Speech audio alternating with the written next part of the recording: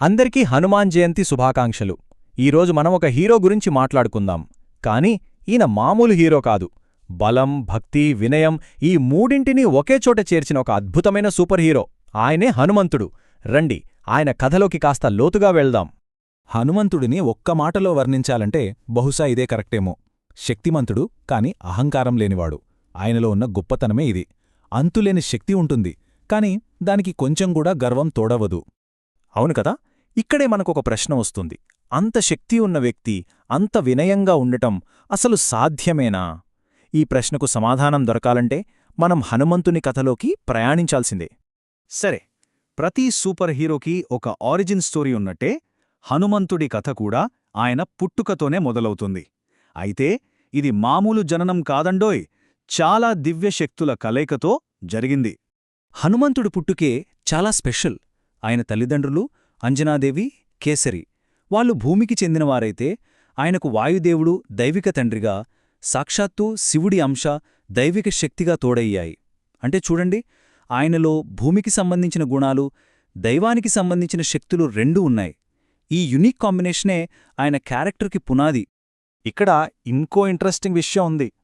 కథ ప్రకారం దశరథ మహారాజు యాగం చేశాక వచ్చిన పవిత్రమైన ప్రసాదంలో కొంత భాగాన్ని ఒక గాలిపటం తన్నుకుపోతే వాయుదేవుడు దాన్ని తీసుకెళ్లి అంజనాదేవి చేతిలో పెట్టాడు.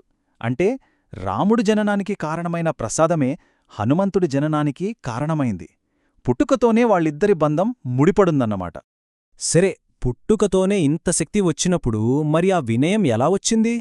అక్కడికే వస్తున్నాం. కథలో ఇప్పుడొక పెద్ద ట్విస్ట్.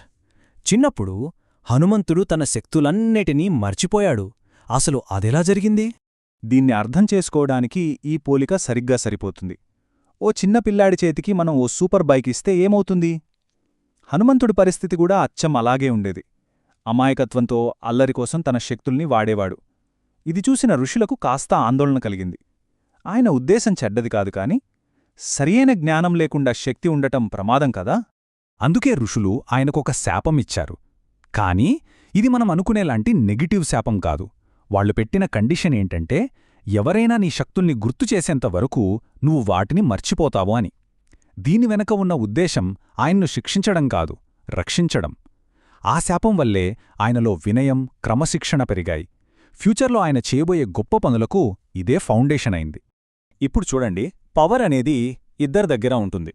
హనుమంతుడి దగ్గర ఉంది, రావణుడి దగ్గర ఉంది. మరి తేడా ఎక్కడొచ్చింది? హనుమంతుడు తన శక్తికి వినయాన్ని జోడిస్తే రావణుడు అహంకారాన్ని జోడించాడు. అందుకే ఒకరు గొప్ప భక్తుడయ్యారు, మరొకరు విలన్ అయ్యారు. అప్పుడు మనకు క్లియర్గా అర్థమవుతుంది ఆ శాపం నిజానికి ఎంత పెద్ద వరమో. సరే, ఇప్పుడు స్టోరీని ఫాస్ట్ ఫార్వర్డ్ చేద్దాం రామాయణంలోకి. ఇక్కడే ఒక చాలా చాలా పెద్ద లక్ష్యం కోసం హనుమంతుడిలో నిద్రపోతున్న శక్తులు మళ్లీ బయటికొస్తాయి. సీన్ కట్ చేస్తే వానర సైన్యమంతా సముద్రం ఒడ్డున ఉంది. లంకకు ఎలా వెళ్లాలో ఎవరికీ అర్థం కావట్లేదు. అందరూ టెన్షన్లో ఉంటే హనుమంతుడు మాత్రం సైలెంట్గా ఒక మూల కూర్చున్నాడు. ఎందుకంటే ఆయన తన శక్తుల్ని మర్చిపోయాడు గదా. ఇలాంటి టైంలోనే మనకు ఒక మెంటర్ అవసరం ఎంత ఉంటుందో తెలుస్తుంది. జాంబవంతుడు హనుమంతుడి దగ్గరకు వచ్చి ఆయన శక్తుల గురించి గుర్తుచేశాడు.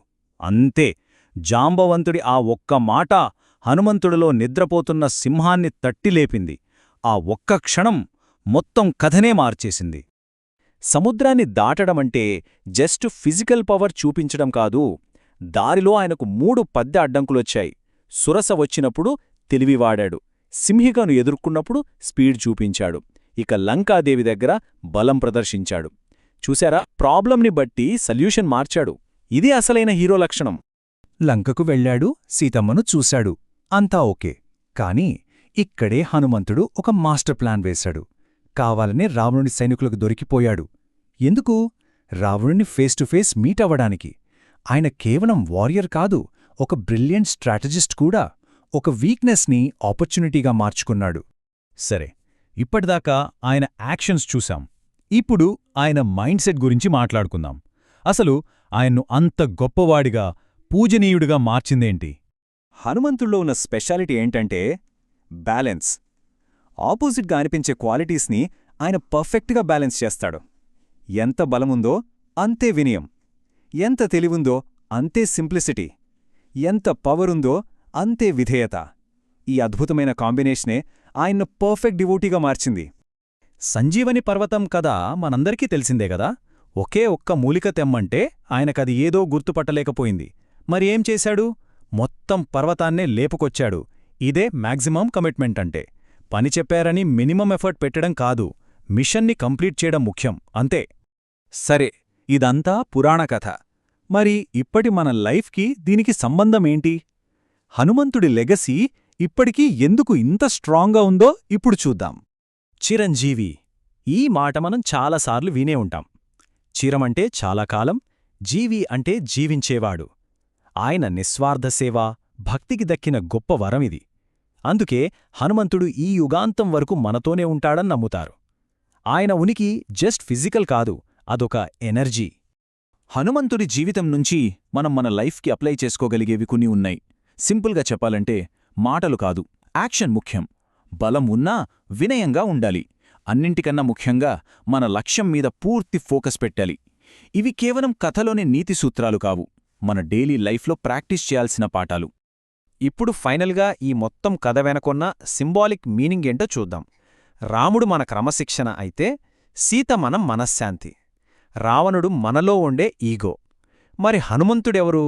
ఆయనే మన కంట్రోల్డ్ మైండ్, అంటే మన అదుపులో ఉన్న మనస్సు. అదుపులో ఉన్న మనస్సు ఉంటేనే మనం కోల్పోయిన శాంతిని తిరిగి తెచ్చుకోగలం, ఈగోని జయించగలం. బహుశా రామాయణం మనకు చెప్పే అసలైన పాఠం ఇదేనేమో. ఈ ఒక్క అద్భుతమైన మాటతో దీన్ని ముగిద్దాం.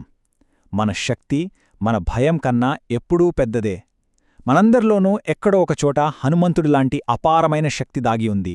దాన్ని గుర్తించి మన భయాల్ని దాటి ముందుకెళ్లడమే హనుమంతుడి కథ మనకిచ్చే అసలైన స్ఫూర్తి.